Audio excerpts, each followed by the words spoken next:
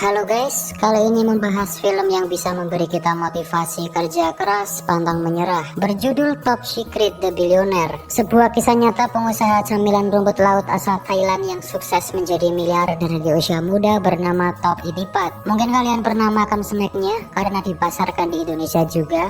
Namun untuk mewujudkan kesuksesannya itu nggak segampang membalikan telapak tangan. Banyak kegagalan, kesedihan yang harus dilalui. Cocok banget untuk kalian yang sedang merintis usaha dan untuk yang sering gagal, biar ada motivasi untuk bangkit. Lalu bagaimana kisahnya? Ikuti dulu pesan-pesan berikut.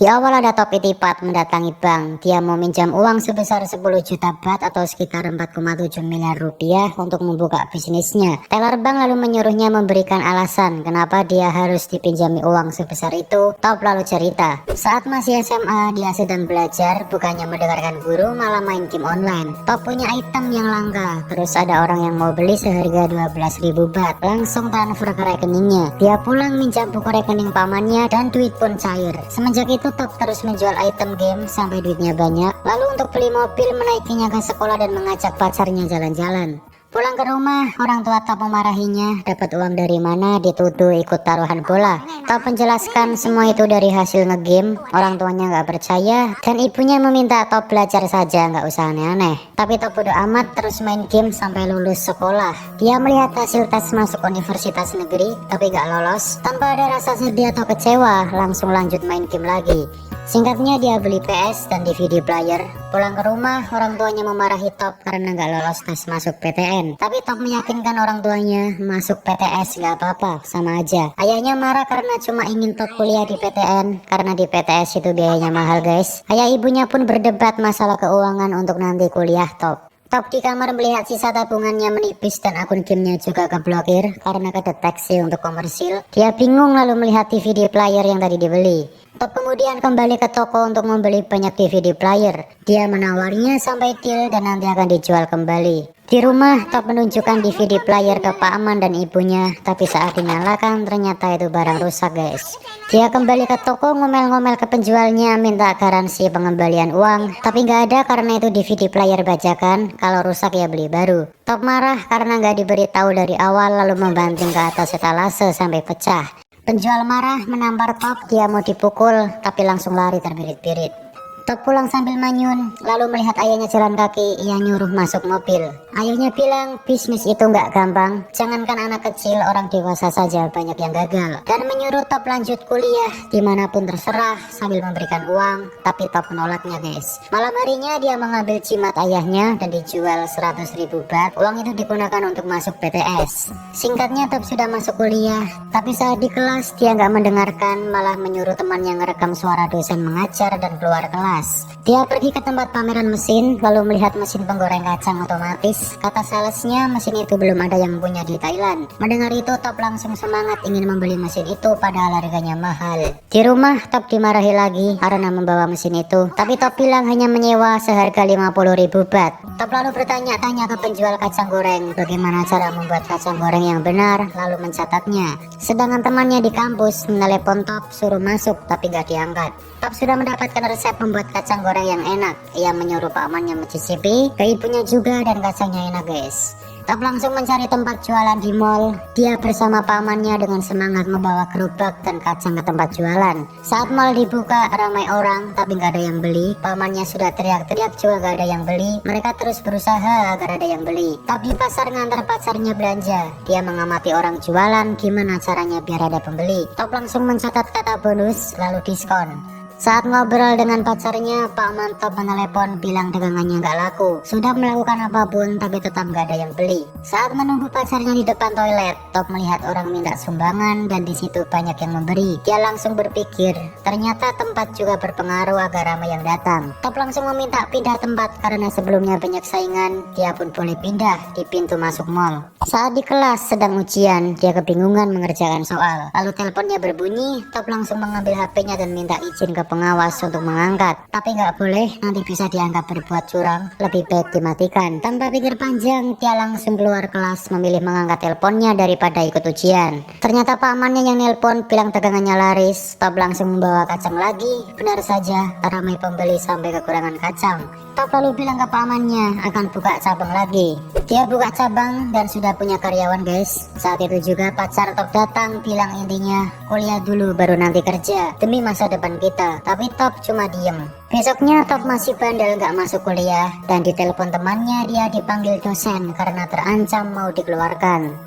Tapi Top gak ngurus, dia tetap jualan. Di tempat jualan Top dimarahi pemilik mall karena asap dagangannya itu mengotori plafon. Dia diancam akan dibatalkan kontraknya. Tapi Top berjanji akan mengecat ulang plafon. Lalu dia diberikan syarat besok harus selesai, kalau enggak kontrak batal. Top langsung ngecat ulang plafon dibantu pamannya. Tapi pengunjung merasa terganggu. Dia kembali dimarahi dan disuruh malam saja ngecatnya. Malam harinya Top kembali ngecat, sekarang dibantu ibunya. Satpam datang bilang mall mau ditutup. Top bilang sedikit lagi. Si satpam masih nggak boleh, sudah waktunya tutup, nanti bisa kena sanksi. Top langsung ngambil uang untuk nyuap si satpam. Satpam menatap ibu Top dan menyuruh anaknya diajari kejujuran serta tanggung jawab. Uang dikembalikan lalu menyuruhnya segera pergi. Top jalan keluar sambil marah karena target pekerjaannya gak tercapai. Ibunya pun menenangkan sambil bilang ikut saja ibu ke Cina. Karena orang tuanya Top mau pindah ke Cina dan mulai hidup baru guys. Mendengar itu Top tambah marah karena gak diajak bicara sebelumnya. Top bilang nanti pasti bisa, cuma butuh waktu untuk bangkit. Ibunya nangis dan Top kembali meyakinkan akan berusaha keras untuk membantu keluarga. Besoknya Top foto untuk paspor tapi dia gak fokus, melamun. Dan saat mau difoto dia milih pergi. Dia menemui orang tuanya, bilang gak bisa ikut ke Cina. Mau tetap di sini, akan bekerja keras dan berjanji akan mengembalikan orang tuanya ke Thailand.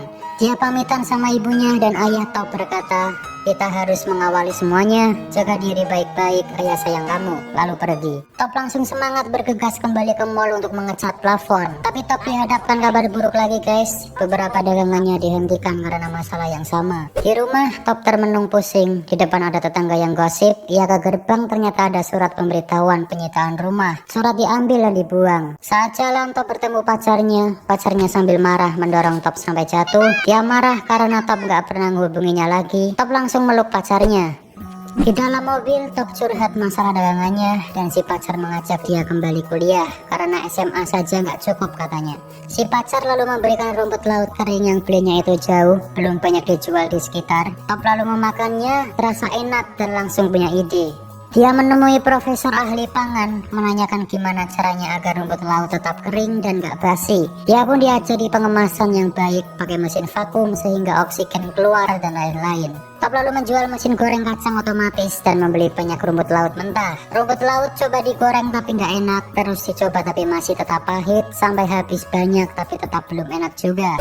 Top lalu menjual komputernya untuk tambahan modal. Pamannya bilang, susulah ibumu, kamu sudah habis banyak uang tapi belum menghasilkan apa-apa. Tapi Top gak menyerah dan bilang, kita harus terus berusaha, kita harus yakin akan berhasil. Itu sudah jadi pilihanku, kita akan sukses. Jika kita sudah mulai, tidak boleh menyerah. Pamannya pun hanya ngangguk. Top ditelepon pacarnya untuk daftar kuliah. Dia mencoba tes masuk kuliah lagi guys. Malam harinya Top pulang, hujan besar membawa masuk rumput laut mentah. Saat di dalam merasa ada yang aneh. Top memanggil pamannya tapi nggak ada jawaban. Dia pergi ke belakang dan ternyata pamannya sudah tergeletak bersimbah darah. Top langsung membawa pamannya pergi dan rumput lautnya kehujanan guys. Di rumah sakit Top bersedih karena satu-satunya orang yang selalu membantunya nggak sadarkan diri. Siangnya Top kembali menggoreng rumput laut tapi masih nggak enak. Terus dicoba masih saja nggak enak sampai di kardus habis. Dia lalu melihat rumput laut yang semalam kehujanan, mencoba menggorengnya dan dicicipi. Rupanya kali ini rasanya enak nggak pahit. Penyebabnya adalah ada embun di dalam bungkus karena semalam kehujanan guys. Pamannya sudah baikan, Top lalu menyuruh mencoba rumput laut hasil gorengannya. Dan ya, rumput laut jadi lebih enak dan gurih. Mereka kembali jualan di mall, tapi sekarang ganti jualan rumput laut dan yang beli ramai. Melihat dagangannya ramai, Top menulis 1 juta baht per tahun dan bilang nggak sulit. Ibu Top menelepon menanyakan kabarnya. Lalu ayahnya juga ingin mengajak Top nyusul ke Cina. Dia sudah disiapkan universitas di sana. Top lalu tanya berapa hutang ayahnya dan ternyata jumlahnya 40 juta baht atau sekitar 12 miliar rupiah. Top mendengar itu pun shock. Kembali ke rumah, ternyata di gerbang sudah terpasang tulisan rumah ini dalam proses penyitaan bank. Top lemas, nggak percaya kejadian yang menimpa keluarganya. Sambil sedih, dia membersihkan foto keluarga, lalu melihat ada wadah obat di balik foto orang tuanya. Ternyata itu obat tidur, dia pun tambah sedih. Top lalu memutar kembali suara dosennya waktu itu direkam. Isinya itu tentang motivasi. Jika kau berpikir kaya, maka kau akan kaya. Jika kau berpikir sukses, maka kau akan sukses. Gitu intinya.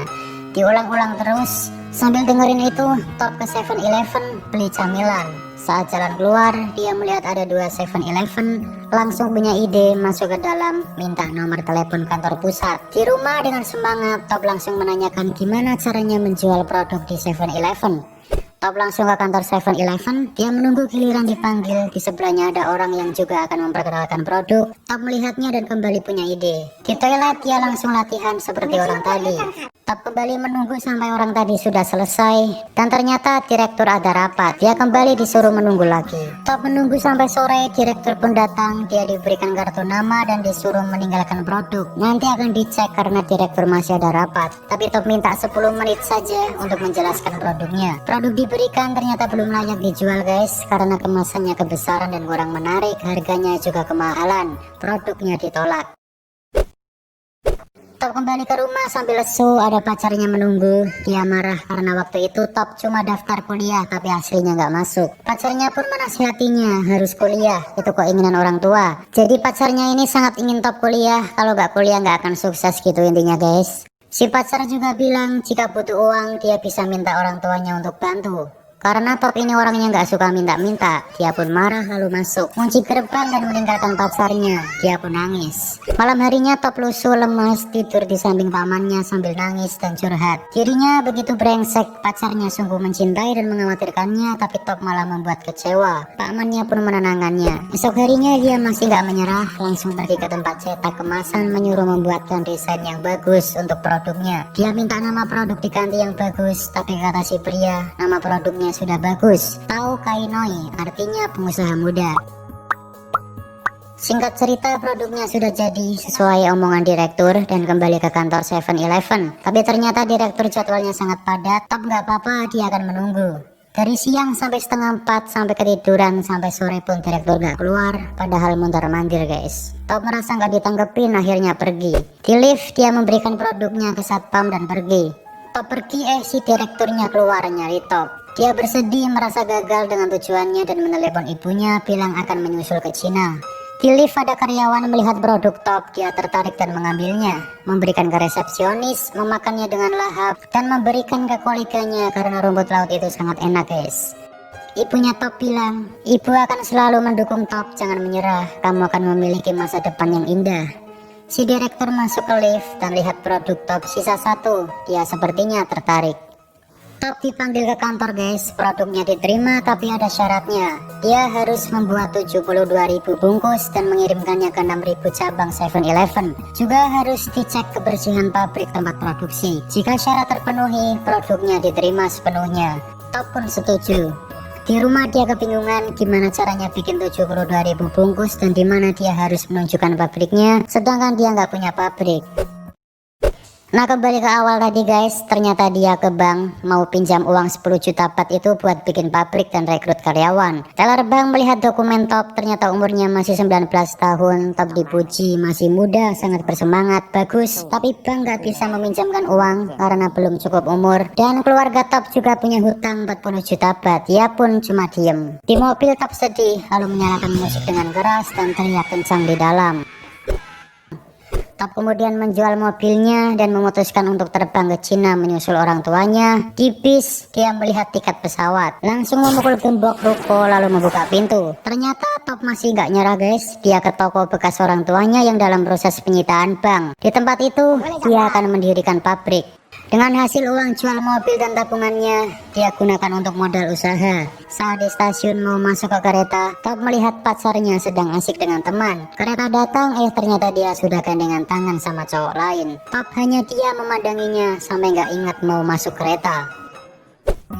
Kembali ke pabrik, Top sudah merekrut karyawan dan sedang menyiapkan pabrik untuk inspeksi. Pabriknya dinamai Tao Kainoi.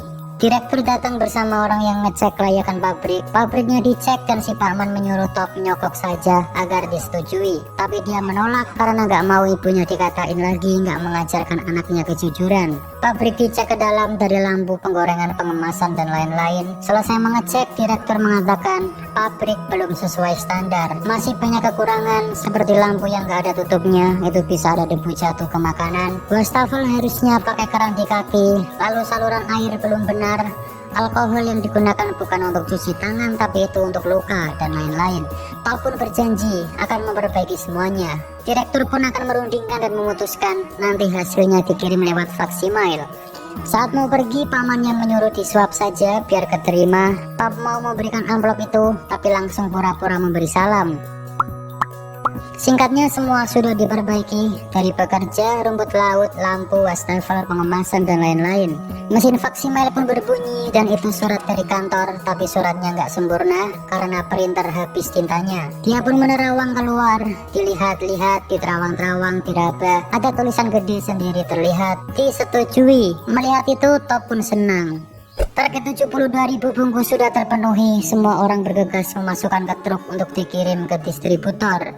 Top langsung memeluk Pak Mannya dan berterima kasih sambil bilang sudah menghabiskan apapun yang dimiliki. Jika ini gagal, kita nggak punya apa-apa lagi. Top akan kuliah dan nggak keras kepala lagi. Dia langsung bergegas masuk truk.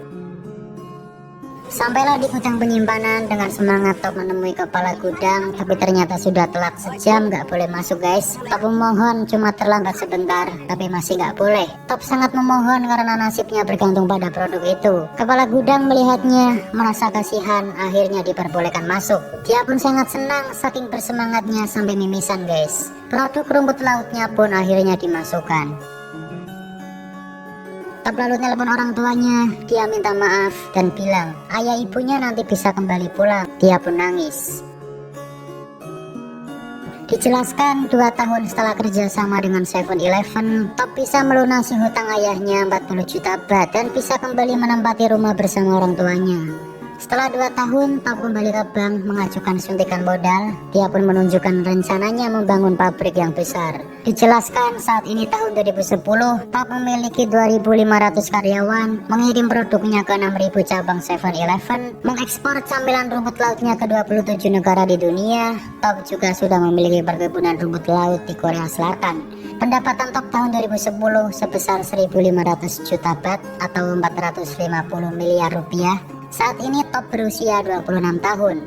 Top sudah sukses guys. Dia bareng Pak Mannya naik pesawat, main game, senyum-senyum dan ada kutipan motivasi. Jangan patah semangat walau apapun yang terjadi. Jika menyerah maka habislah sudah. Top itipat dan cerita pun selesai. Film ini penuh motivasi yang bisa kita pelajari ya guys. Pertama, ketegasan si Top, kegigihannya, semangat mewujudkan impian, mau belajar, suka bertanya tapi untuk kebaikan dirinya, bukan tanya masalah hidup orang lain, pantang menyerah, tidak takut mencoba hal baru, ambisius, selalu memperbaiki diri dari kesalahan, dan percaya semua akan indah pada waktunya. Jika kalian merasa suka dengan video ini, jangan lupa subscribe, like, comment, and share ke teman-teman kalian agar teman-teman kalian lihat apa yang kalian lihat. Oke, akhir kata dan sampai jumpa.